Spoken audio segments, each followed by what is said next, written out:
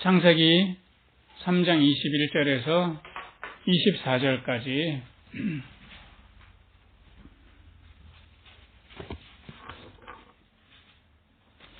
우리 한 목소리로 읽습니다. 여호와 하나님이 아담과 그 아내를 위하여 가죽옷을 지어 입히시니라.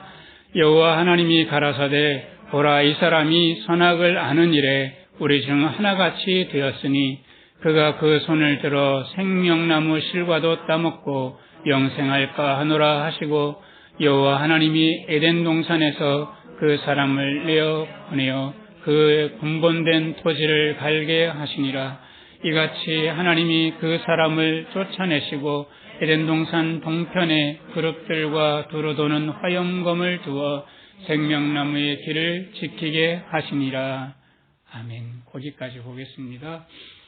하나님께서 아담과 하와에게 에덴 동산을 주시면서 금하셨던 것이 딱 하나 있잖아요. 이 복된 에덴 동산, 너에게 준 복된 아름다운 형상을 잘 가꾸고 지켜라. 하지만 뭐 하지 마라? 선악을 알게 하는 나무의 실과를 먹지 마라. 먹는 날에는 정말로 죽으리라. 이렇게 말씀하셨잖아요. 그래서 아담과 하와가 그 말씀대로 살아가면 그 에덴 동산을 잘 가꾸고 지킬 수 있었을 텐데, 의문이 하나 있습니다.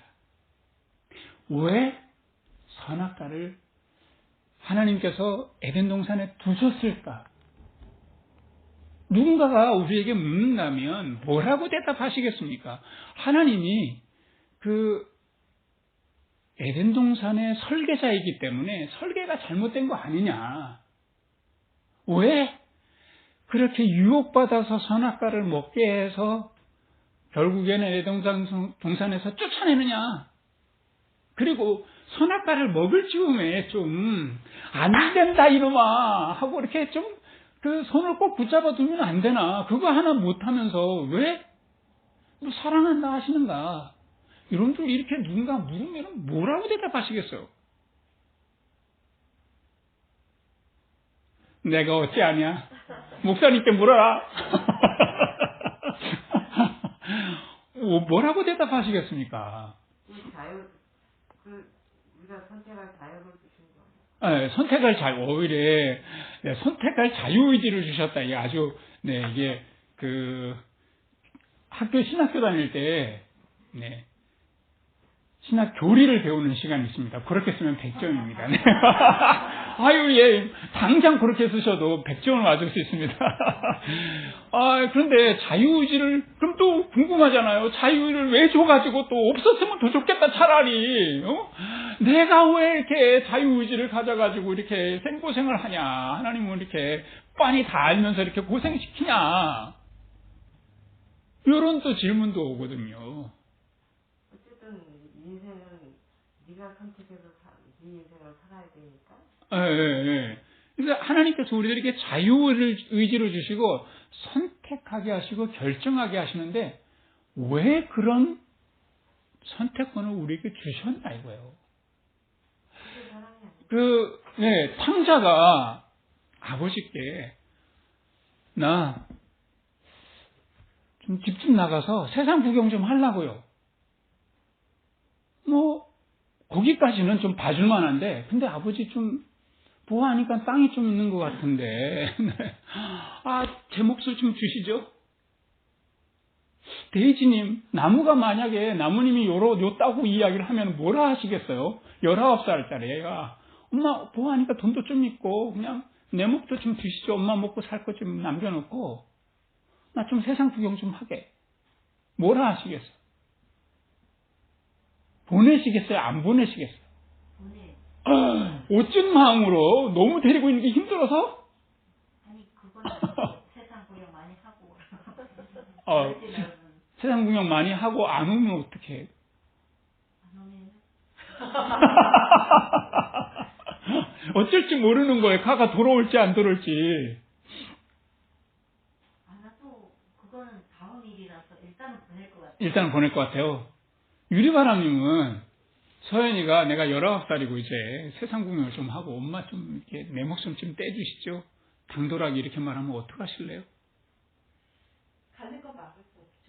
네. 근데 이제 내 돈을 가지고 왔어. 내 돈은 안 된다. 네가 알바해라. 어디 좀 버르장머리 없이 인생은 네 거야.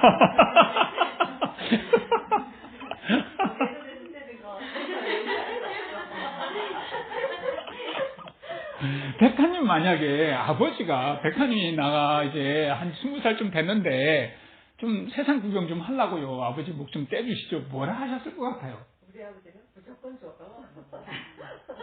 우리 아버지는 거절이 없어요.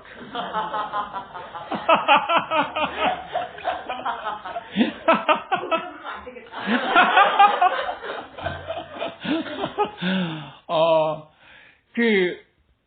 대체적으로 만약에 이렇게 말하면 둘째 아들이 아버지 목도 좀 주시고 내가 좀 세상 구경 좀 하려고요. 이렇게 말하면 말릴 수도 있잖아요. 근데 이 아버지는 어쩐 일인지 그냥 떼서 주는 거예요.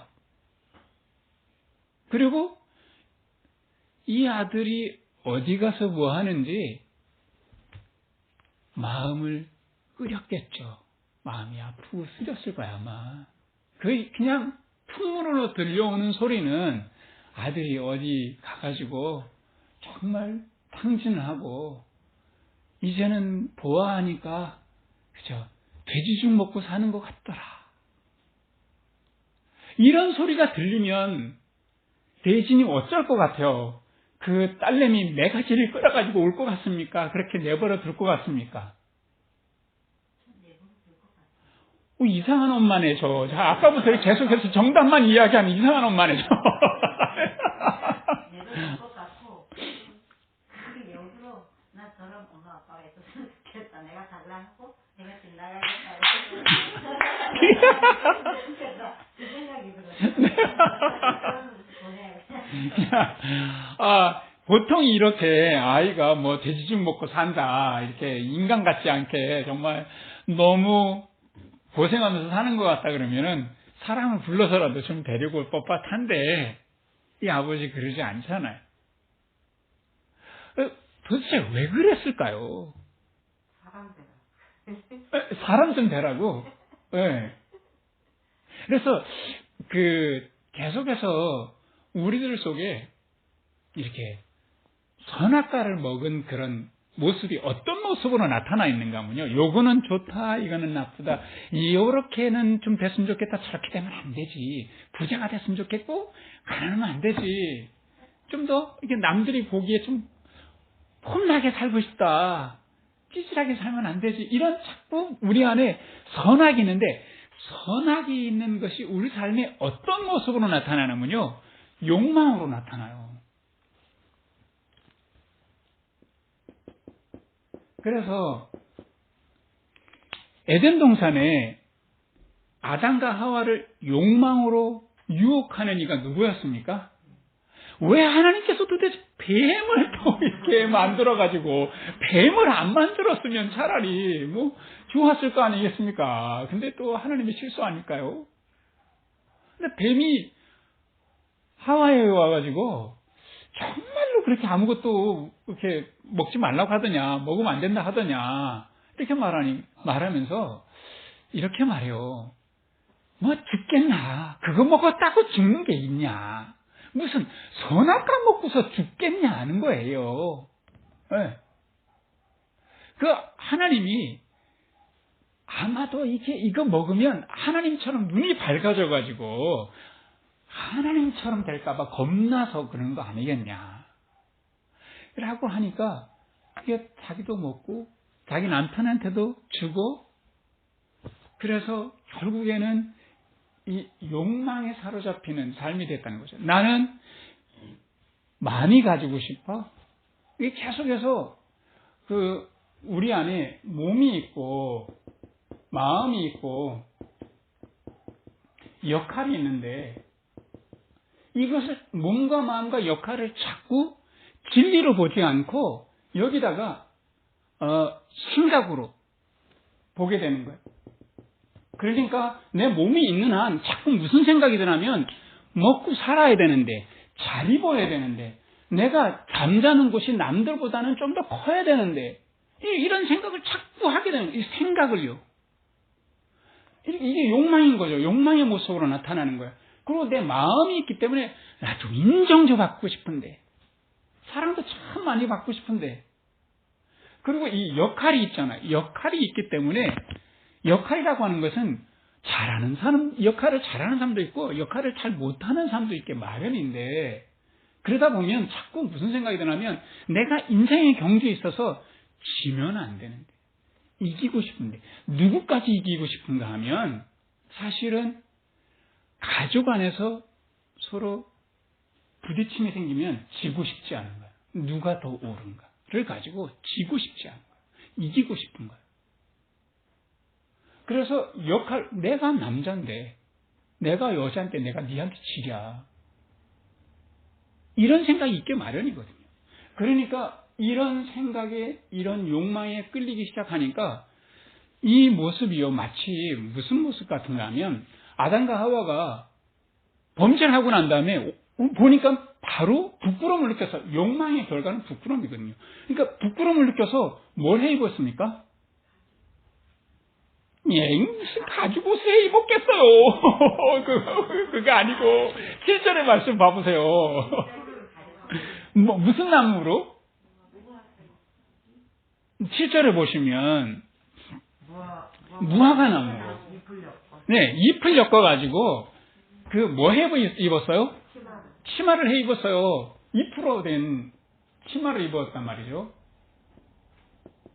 잎으로 된 옷을 해 입은 거예요. 며칠 가겠습니까? 이거 말도 안 돼. 그러니까 말하자면, 내가 좋은 차를 사가지고 너무 뿌듯하네. 이게 친구한테 자랑 좀 할까 하고 친구 집에 갔더니만 내 거보다 급이 한 세 단계는 높은 게 앞에 딱 있는 거예요.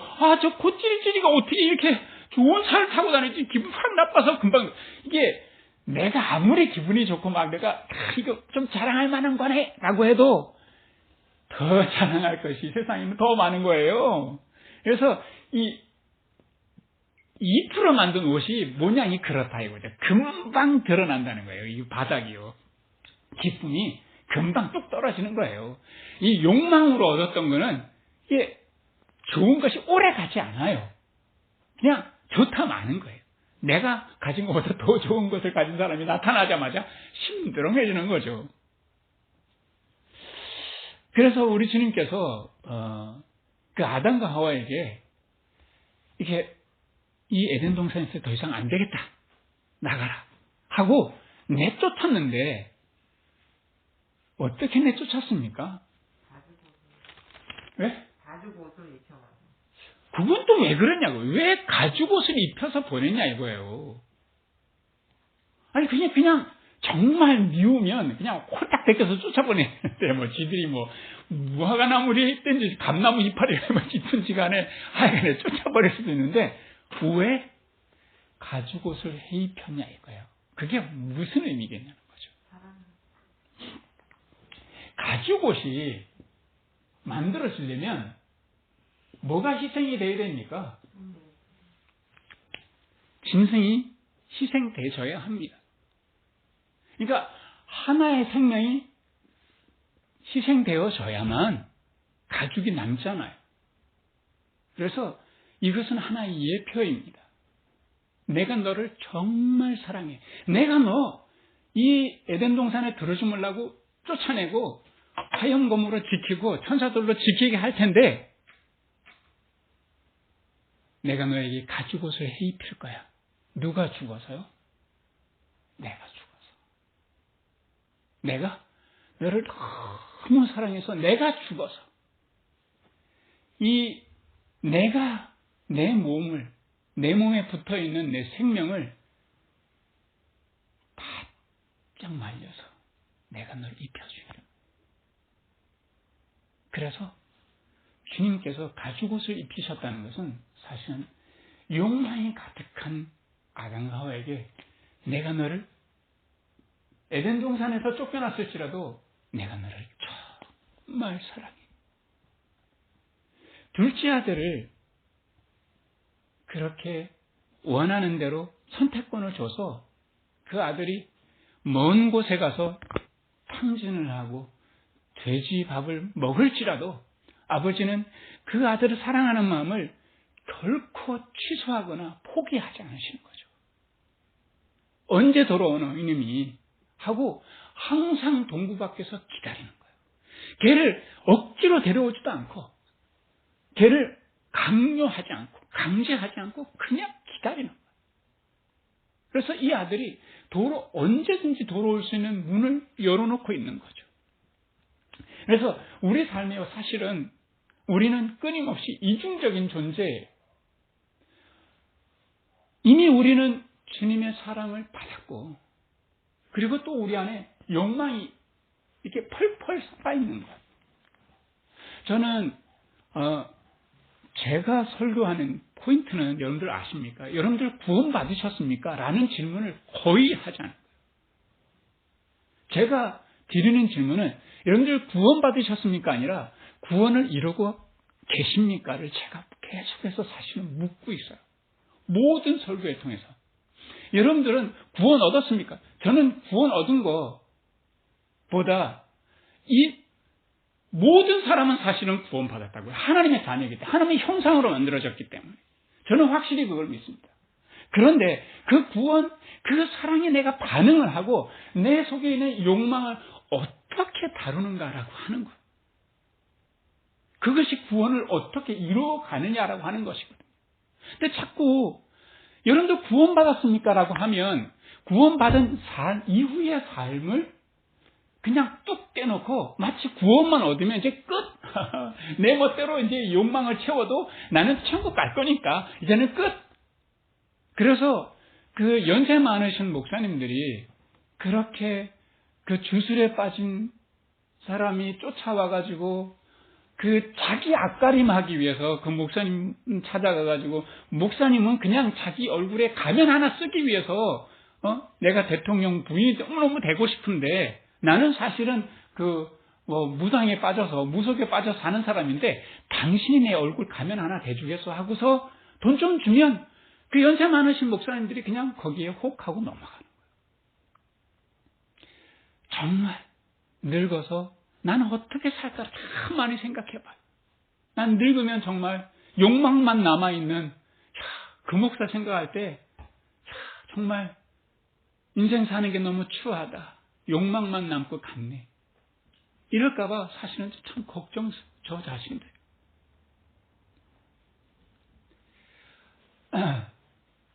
하나님께서 왜 사랑을 주셨으면 우리 안에 욕망을 싹 가져가시지 않고 우리 안에 이 이중적인 삶을 살아가게 하시냐는 거예요. 왜 아담과 하와를 가죽 옷을 입혀서 그냥 에덴 동산에 억지로라도 살게 하든지 아니면 가죽 옷을 아예 입히지도 말고 그냥 확 내쫓아가지고 넌 끝냈든지 왜 안 그러고 애매모호하게 하셨냐 이거예요. 거기에 바로 신비가 있습니다. 하나님의 놀라운 사랑과 우리 안에 있는 들끓는 욕망이 우리 안에 같이 있어서요. 내가 구원받은 것에 대해서 하나도 자랑하지 못하게 하는 거예요. 내가 나 이런 인간이야. 아무도 그렇게 하지 못해요. 조금만 사람 뒤집어 보면 그 사람의 부끄러움이 금방 드러나요. 평생 설교하고 평생 기도하고 살았던 목사님들이 조금만 뒤집으면 저는 그분들 너무 이해해요. 70이 넘어서 어느 누구도 나를 찾아오지 않고 설교해달라 하지 않고 그러는데 대통령 부인 될 것 같은 사람이 날 찾아와가지고 두둑한 봉투를 주면서 목사님 이러면 이성을 잃어버려요. 인정받고 싶은 욕망 때문에. 너무 이해는 해요. 가슴 아픈 일이죠. 부끄러운 이야기 하나 해드릴게요. 저는 또 이게 저녁이 되면은 나리꾼이면 책 읽고요. 저도 이제 책 읽는 척 옆에서 하다가 어느새 졸려요. 그래가지고 이 나리꾼이 바로 옆에 앉아가지고 친한 척 그러면서 나리꾼이 무릎 베기를 이렇게 은근슬쩍 가가지고 하다가 자거든요. 근데 자다가 보니까 수민이가 뭐라냐면은, 아빠는 어쩌면 저렇게 엄마를 평생 울고 먹고 살지? 이런 이야기가 막 귀에 막 들리는 거예요. 그러면서, 엄마는 아빠한테 계속해서 세뇌당하는 거야. 엄마 무릎이 아파 죽겠는데 왜 이렇게 무릎 베기 하겠긴 냅둬? 평생 그러고 살잖아. 왜 그러는 거야? 엄마는 지금 아빠한테 뭐 당하는 줄 알아? 그러면서 이야기 하는 거예요. 엄마 지금 가스라이팅 당한 거야. 아이고, 나 정말, 나 요즘에 젊은 사람들이 가스라이팅 이게 행복 찾기 할 때마다 많이 듣거든요. 그런 나쁜 놈들이, 그런 나쁜 애는 대번에 헤어져라 그러는데, 내가 제일 안 듣는다 하는 이야기를 제가 우리 딸한테 들었어. 아빠 지금 가스라이팅 하고 있는 중인데 엄마는 왜 이렇게 당하고 살아? 잠이 펄떡 깨는 거야. 엄마가 당황한다고 얘기하잖아. 엄마가 아무 생각이 없어. 살려다가 얼마나 이거를 밀어내야 된다는 생각조차 하지 않는 생각조차 안 하면서. 그래서 나리꾼님이 낮에 멀거니 있다가 나는 억울해. 당신한테 내가 수민이 말을 듣고 보니까 당신이 그렇게 나를 울고 먹고 살았더라.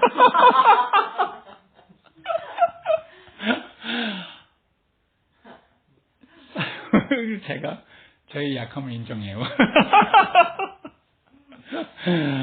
정말 나리꾼은 은근히 가스라이팅 해가지고 이게 사랑인 거야 이러면서 당신 나한테 사랑을 베풀어줘야 돼 이러면서 은근히 울고 먹고 살았어. 그래서 수민이가 저희 약함을 얼마나 잘 꼬집는지 몰라요. 그래서 수민이가 밤마다 저한테 교훈하면 찍소리도 못해요.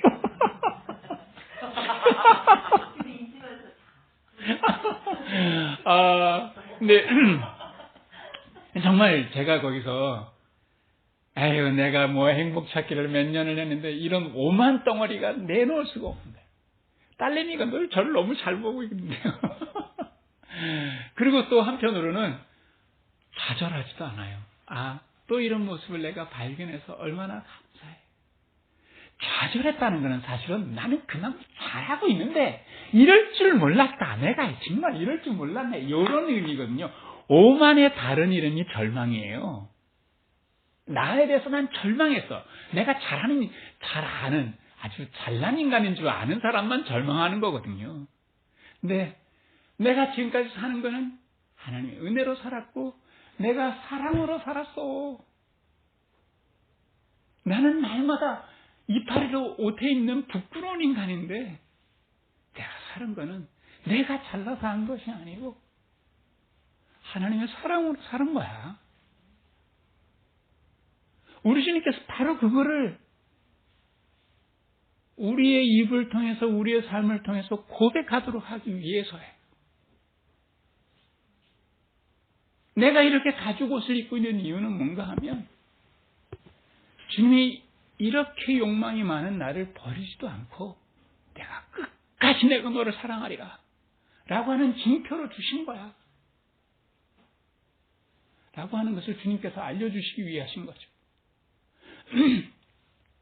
행복 찾기 하다 보면 헉 할 정도로 숨이 막힐 정도로 이상하게 막 그렇게 괴롭히는 사람들, 자기 남편을 괴롭히는 사람들, 자기 아내를 괴롭히는 사람들이 제 눈앞에 나타날 때가 있어요. 때로는요. 정말 헉 이럴 때가 진짜 있다니까요. 한 남편이 한 아내가 막 울며 불며 우리 남편이 내 아내가 나를 너무 마음고생을 시켜가지고요. 정말 나는 죽을 것 같고요. 정말 이혼하고 싶지 않은데 결국은 이혼하게 될 수밖에 없어요. 하고서 나중에 들려오는 이야기는 막 뭐 이혼해서 뭐 정말 병이 깊이 들고 그런 이야기들은 너무 슬프거든요. 그런데 어느 날 짠 제 앞에서 제가 그 사람의 남편이거든요. 제가 그 사람의 아내예요. 이렇게 말하는 사람이 있어요. 그러면 그 순간에 눈에는 막 레이저가 막 나가는 것 같고요. 입에서는 불이 막 튀어나오는 것 같은데 이런 마음을 제가 막 느껴요. 막 이럴 때 그 상대방의 입장을 또 생각해봐요. 내가 저 사람을 비난할 수 있는가? 내가 뭐라? 내가 이렇게 많은 사랑을 받은 사람인데 하나님이 이렇게까지 기다려주고 계시는데 나를 얼마나 오랫동안 기다리셨는데 나를 오래오래 기다리시고 훈련시키셔도 나는 이 정도밖에 안 되는데 저 사람 나보다 나은 것 같아. 이런 마음을 갖게 해요. 용납하게 하고 채근한 마음을 갖게 하고 하나님이 나를 버리지 않고 이렇게 사랑하시는데 내가 뭐라고 저 사람을 비난하고 내가 뭐라고 당신은 안 될 것 같습니다 라고 그렇게 비난하고 책망할 수 있는가? 못 그래. 난 그럴 자격이 없어요. 하나님의 은혜가 내 안에 있기 때문에 내 안에 펄펄 살아있는 욕망이 있어서 하나도 안 죽었어요. 욕망이 그저 바깥으로 나오지 않도록 아주 하나님의 은혜 가운데서 철저하게 욕망을 붙잡고 울고불고 하고 있는 중에 속에서 날마다 난리예요. 나 죽을 것 같다고. 근데 하나님의 사랑이 저를 꼭 붙잡고 있어서 제가 누구를 비난하고 누구를 책망하겠어. 그래서 꼭 하나님의 사랑이 저 사람 안에 있으리라. 측은히야죠. 용납하게 되는 거죠. 정말 그렇게 아파요. 최근에도 철저하게 그 남편을 내가 고생한 만큼 철저하게 내가 버리리라. 저 사람을 정말 죽음에까지 몰아가리라. 이렇게 결심하고 한 아내가 철저하게 남편을 괴롭히는 모습을 봤어요. 어떻게 저렇게까지 할까? 근데 어느 날 갑자기 어떤 문제가 왔냐면 이혼 포기하려고요. 내가 저 사람한테 소송해가지고 이혼을 해서 아무것도 안 주려고 했는데 생각해 보니까 변호사 말에 보니까 재산을 좀 줘야 될 것 같아서 이혼 안 하고요. 별거 하려고요. 돈이 너무 아까워서. 그러면서 이 남편이 정말 바짝 말라서 죽이려고 하는 거예요. 근데 볼 때 가슴이 너무 아파요. 내가 무슨 말을 해줄 수 있을까? 저 사람한테. 그런데 제 마음에서 놓을 수는 없어요. 제가 쫓아가가지고 당신 그러면 안 되라고는 말을 안 해요. 어떤 마음이냐는 물어봐요. 왜 그런 마음을 가졌느냐는 물어보지만 그러면 안 되란 안 해요. 왜냐하면 그 속에 이미 사랑의 메시지도 있고요. 욕망의 소리도 같이 있어요. 선택은 그 사람이 하는 건데 제가 할 수 있는 게 뭐가 있어요?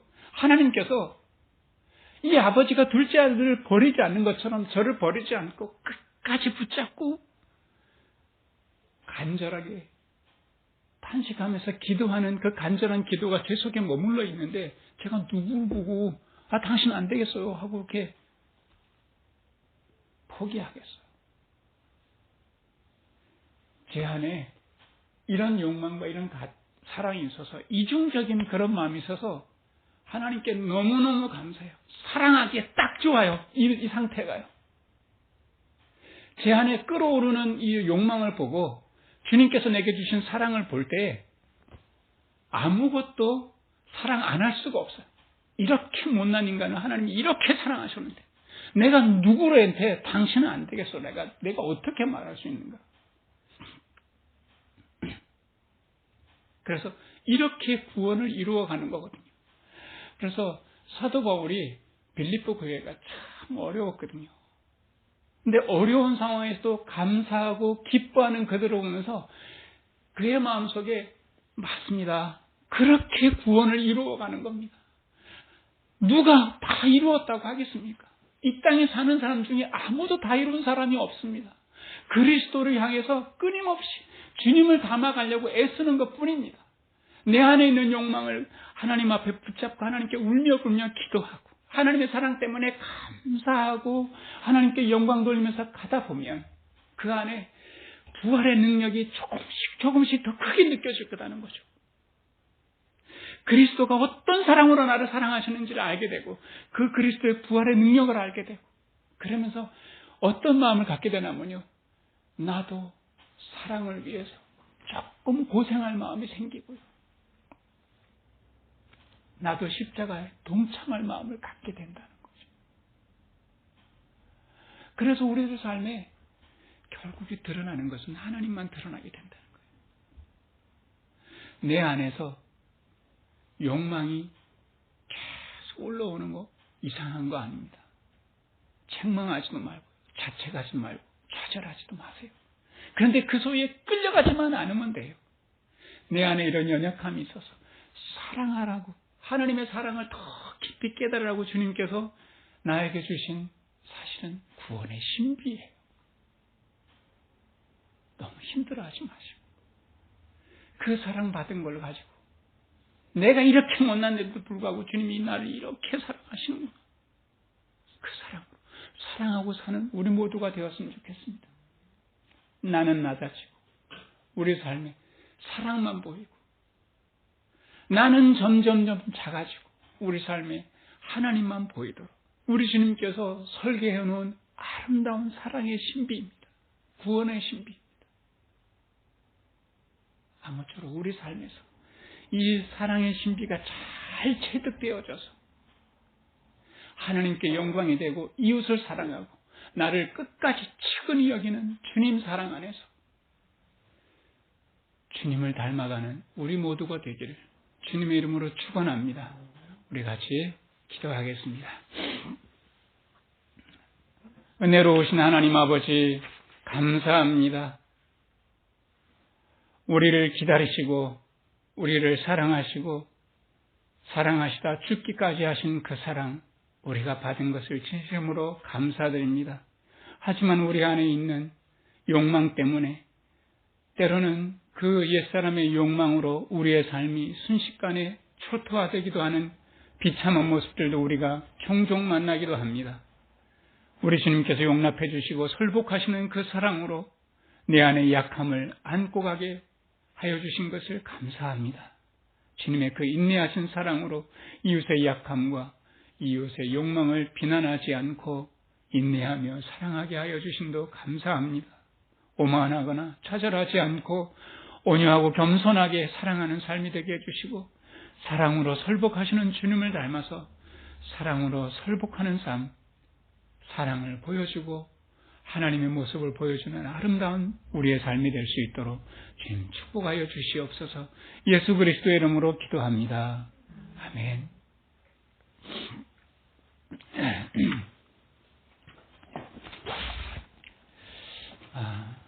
우리 빌립보서 3장 바울이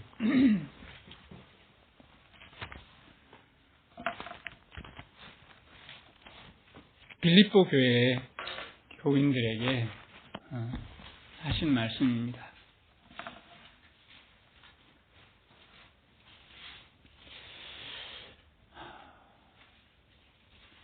12절에서부터 해서 21절까지 차근차근 읽어보시면 조금 내용을 오늘 말씀을 염두에 두고 읽으면 잘 이해가 될 것 같습니다. 우리 같이 읽으면서 준비한 헌금 하나님께 드리도록 하겠습니다. 3장 12절부터 마지막 절까지 제가 한 절 같이 한 절 읽겠습니다. 내가 이미 얻었다 함도 아니요 온전히 이루었다 함도 아니라 오직 내가 그리스도 예수께 잡힌 바 된 그것을 잡으려고 쫓아가노라. 말하자면 내가 구원을 받았지만 구원이 완성된 자가 아니다라고 하는 거죠. 13절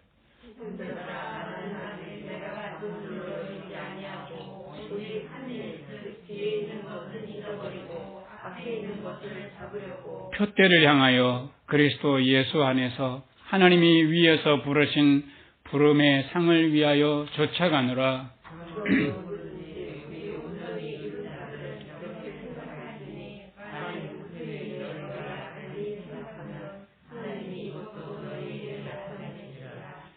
오직 우리가 어디까지 이르렀던지 그대로 행할 것이니라. 말하자면요, 너무 욕심 갖고 이렇게 뱁새가 황새 티내지 말고 그저 나 있는 모습 그대로 모자라면 모자란 대로 이렇게 꾸준히 사랑 붙잡고 살아가라는 거예요.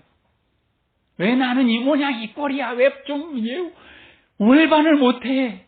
걔는 2학년만 다니고서 저렇게 졸업하는데 나는 왜 4학년까지 다니지? 이러지 말고. 네, 과락을 하더라도 좀 봐주고 살라는 거죠. 17절 읽어보셔요.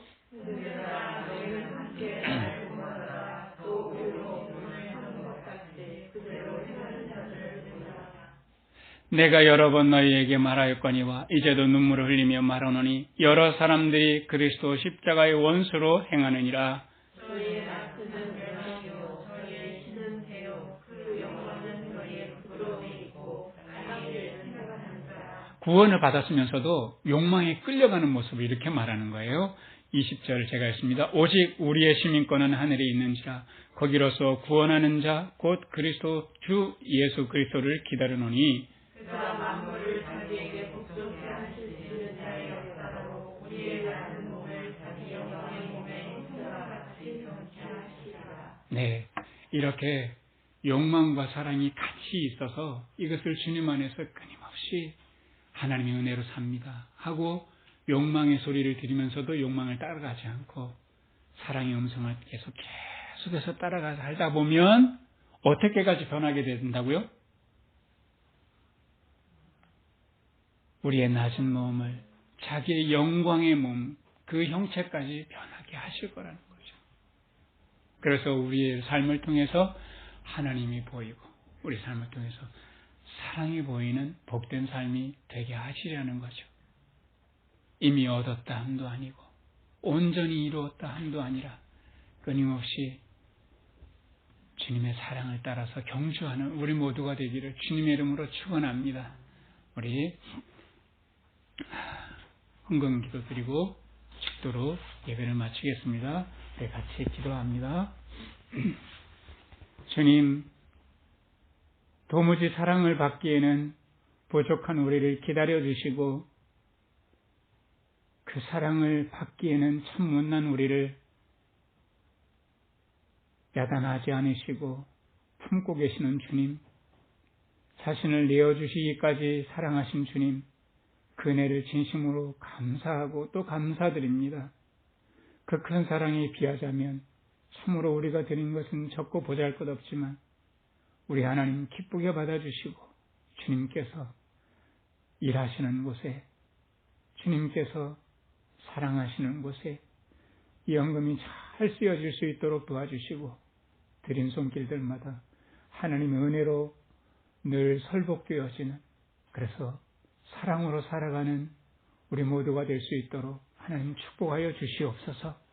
이제는 우리에게 가장 적절한 것들을 아끼지 않으시고 한없이 허락하여 주시는 그 하나님의 능력과 자신을 내어주시기까지 끝까지 사랑하시는 예수님의 사랑과 우리 안에 계셔서 우리를 끝까지 설복하시는 성령님의 지혜가 우리 교우들과 함께 계시기를 간절히 축원하옵나이다. 아멘. 감사합니다.